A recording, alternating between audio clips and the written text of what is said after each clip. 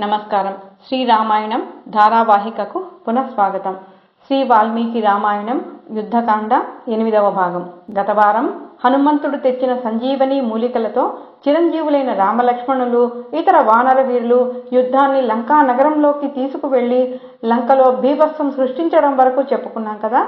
తర్వాత ఏమి జరిగిందో చూద్దాం.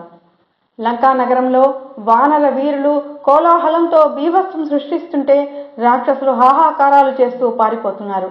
రాక్షసులు చేస్తున్న హాహాకారాలు విని రావణుడు కోపంతో మండిపడి కుంభకర్ణుని కుమారులు కుంభ నికుంభులను పిలిచి వానరులను చంపమని ఆజ్ఞాపించాడు. వారికి సహాయంగా యూపాక్షుడు, శోణితాక్షుడు, ప్రజంగుడు, కంపనుడు అనే వీరులను కూడా పంపించాడు. రెండు సైన్యాల మధ్య భీకరమైన యుద్ధం జరిగింది. వానర యువరాజు అంగదుని చేతిలో కంపనుడు మరణిస్తాడు. దాంతో యూపాక్షుడు, శోణితాక్షుడు, ప్రజంగుడు అంగదుని మీదకి యుద్ధానికి వెళ్లారు. అంగదునికి సహాయంగా మైందుడు, ద్విదుడు వెళ్లారు. భయంకరమైన యుద్ధంలో మైందుడు యూపాక్షుని తన భుజాలతో నలిపి చంపేస్తాడు. ద్వివిధుడు శోణితాక్షుని తన గోళతో చీల్చి చంపేస్తాడు. అంగదుడు ప్రజంగుని పిడికిలితో కొడితే అతని శిరస్సు ఊడి కింద పడి మరణించాడు. ఇలా సేనా నాయకులందరూ ఒక్కొక్కరుగా మరణిస్తుంటే కుంభుడు ఆగ్రహంతో రుద్రుడిలా విజృంభించి ద్వివిధుని మీద గొప్ప బాణాన్ని ప్రయోగిస్తాడు. ఆ బాణం దెబ్బకు ద్వివిధుడు స్పృహ తప్పి నేల మీద పడిపోతాడు. అది చూసి మైందుడు పెద్ద శిలతో కుంభుని మీదకు వెళ్ళగా రాక్షసుడు అతనిపై కూడా బాణాలు ప్రయోగించగా మైందుడు కూడా స్పృహ తప్పి పడిపోతాడు. మేనమామలిద్దరూ ఇలా స్పృహ తప్పి పడిపోవడం చూసిన అంగదుడు కుంభుని మీదకి వెళ్ళాడు. కానీ వాడి దెబ్బలకు అంగదుడు కూడా స్పృహ తప్పి పడిపోతాడు.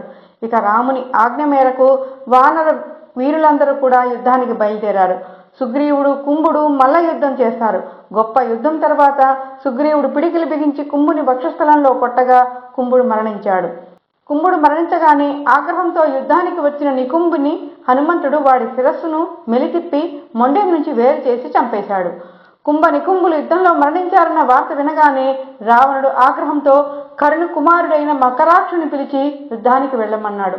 మకరాక్షుడు గొప్ప సైన్యంతో యుద్ధానికి వెళ్లి వానరులను ఊచకోత కోయసాగాడు. ఆ దెబ్బకు వానరులు భయంతో అటూ ఇటూ పరుగులు తీశారు. వెంటనే రాముడు మకరాక్షుని ముందు నిలిచాడు. అప్పుడు మకరాక్షుడు రామునితో, "నువ్వు నా తండ్రిని చంపావు, ఈనాడు నువ్వు నా చేతిలో చస్తావు" అని అంటాడు. అప్పుడు రాముడు, "నేను నీ తండ్రితో పాటు 14,000 మంది రాక్షసులను కూడా చంపాను. సమర భూమిలో ప్రగల్భాలు ఎందుకు, ఆయుధాలు అందుకో" అని రెచ్చగొడతాడు. శ్రీరామునికి మకరాక్షునికి గొప్ప యుద్ధం జరుగుతుంది. మకరాక్షుడు రుద్రుడు ఇచ్చిన శూలంతో రాముని మీదకు వస్తే రాముడు దానిని దారిలోనే విరిచేసి వాడిపై ఆగ్నేయాస్త్రం సంధించి వాడిని సంహరించాడు. మకరాక్షుడు మరణించాడన్న వార్త తెలిసి రావణుడు కోపంతో దుఃఖంతో ఇంద్రజిత్తును పిలిచి, "కుమారా, నువ్వు నీ మాయా విద్యలతో రామ లక్ష్మణులను వానర వీరులను సంహరించి విజయంతో తిరిగిరా" అని ఆశీర్వదించి పంపిస్తాడు. ఇంద్రజిత్తు వెంటనే యజ్ఞశాలకు వెళ్లి ఋత్విక్కులకు ఎర్రటి వస్త్రాలు ఇచ్చి తాను కూడా ఎర్రని వస్త్రాలు ధరించి శత్రు వినాశనం కోసం గొప్ప హోమం చేసి నల్లటి మేకను బలి ఇచ్చాడు. అగ్నిదేవుడు సంతోషించి బంగారు మంటల రూపంలో వచ్చి హవిస్సులను స్వీకరించాడు. ఇంద్రజిత్తు అప్పుడు, "నేటితో రామలక్ష్మణులు వానర వీరులను భూమి మీద లేకుండా చేస్తాను" అని లంకా నగరమంతా ప్రతిధ్వనించేలాగా ప్రకటించి యుద్ధానికి బయలుదేరాడు. ఇంద్రజిత్తు తన మాయోపాయంతో దట్టమైన పొగమంచు సృష్టించి రథం కదిలే చప్పుడు కూడా వినిపించకుండా రామలక్ష్మణులపై బాణాలు ప్రయోగించడం మొదలుపెట్టాడు. బాణాలు వస్తున్న దిశగా రామలక్ష్మణులు కూడా బాణాలు ప్రయోగిస్తూ యుద్ధాన్ని చేయసాగారు.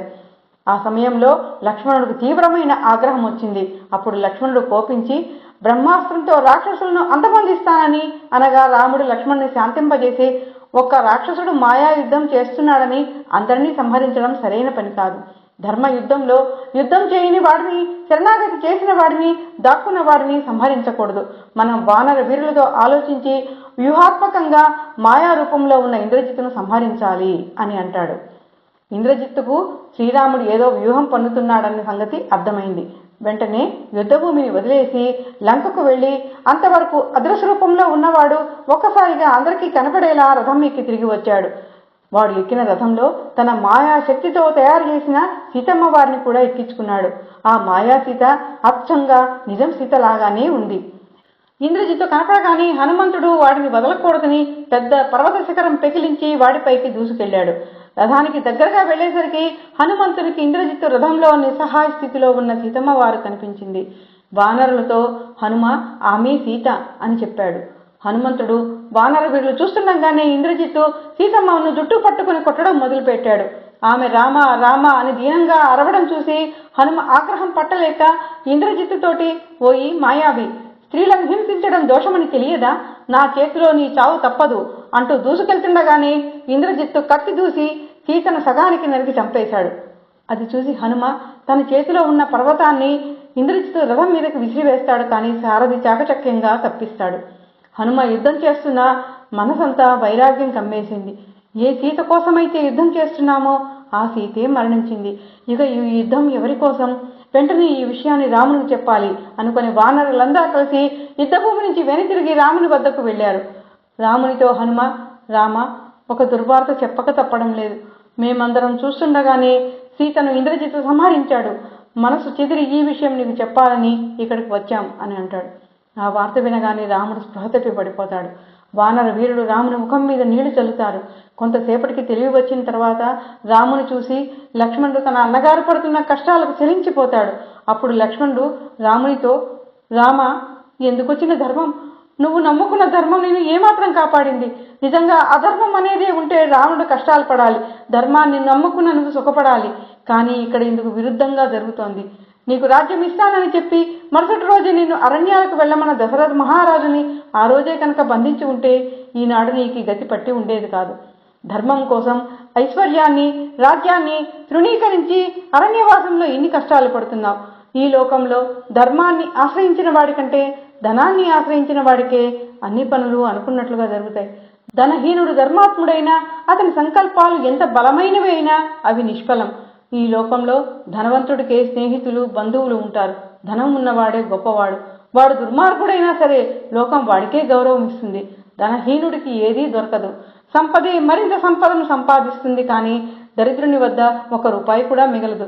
పితృవాక్యమే శిరోధార్యమని భావించినందుకే నీ భార్య ఈ రోజు ఆ రాక్షసుని చేతిలో ప్రాణాలు పోగొట్టుకుంది.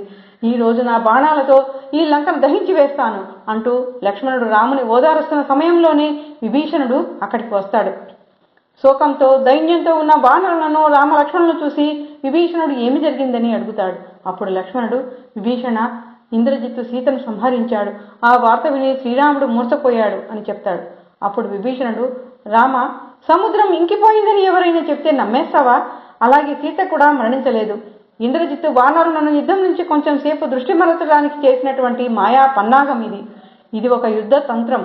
మాయా సీతను సృష్టించి ఆమెను చంపాడు. నిజంగా రావణుడు సీతను చంపడానికి ఒప్పుకోడు కదా. ఇలా సీత మరణించిందని విచారిస్తుంటే ఇంద్రజిత్తు ఈ సమయంలో నుకుంభిల అనే ప్రదేశానికి వెళ్లి శత్రు వినాశన హోమం చేయబోతున్నాడు. ఆ హోమానికి ఆటంకం కలిగించకుండా ఉండేందుకే మిమ్మల్ని ఇలా భ్రమలో పడేశాడు. ఒక్కసారి వాడు ఈ హోమం గనక పూర్తి చేశాడంటే వాడిని గెలవడం ఎవరి తరము కాదు. మనమందరం మరణిస్తాం. ఎలాగైనా ఇంద్రజిత్తు చేస్తున్న ఈ హోమాన్ని వెంటనే ఆపాలి. బ్రహ్మ ఇంద్రజిత్తుకు ఇచ్చిన వరం ప్రకారం ఏ శత్రువు ఇంద్రజిత్తు హోమం చేయకుండా, నుకింబలు చేరకుండా ఆపగలుగుతాడో వాడి చేతిలోనే అతను మరణిస్తాడని ఉంది. అందుకని ఆలస్యం చేయకుండా వెంటనే లక్ష్మణుడు నాతో పంపించు. నాకు నుకింబలకు వెళ్లే దారి తెలుసు. వాడు అక్కడ రాక్షస మంత్ర విధానంతో చేయబోయే ఆ అభిచార హోమాన్ని గనక మనం ఆపగలిగితే మన విజయం తథ్యం, ఇంద్రజిత్తు మరణం ఖాయం అని చెబుతాడు. విభీషణుని మాటలు విన్న రామలక్ష్మణులకు పోయిన ప్రాణం తిరిగి వచ్చినట్లయింది. వానరులు కూడా ఉత్సాహంతో నినాదాలు చేయసాగారు. అప్పుడు రాముడు లక్ష్మణునితో, లక్ష్మణ, వెంటనే సుగ్రీవుని, సర్వ సైన్యాన్ని, హనుమంతుని, జాంబవంతుని, ఇతర వానరులను వెంట పెట్టుకుని వెళ్లి ఇంద్రజిత్తును సంహరించు. ఇంద్రజిత్తు మాయలన్నీ విభీషణునికి తెలుసు. అతడు కూడా అనుచరులతోటి నీ వెంటే ఉంటాడు అన్నాడు. లక్ష్మణుడు శ్రీరాముని ఆజ్ఞతో కవచాన్ని ధరించి ధనుర్బాణాలు తీసుకొని, ఖడ్గాన్ని తీసుకొని శ్రీరాముని పాదాలకు నమస్కరించి ఆశీర్వాదం తీసుకొని నుకింబలకు బయలుదేరాడు. లక్ష్మణుని చేతిలో ఇంద్రజిత్తు మరణిస్తాడా?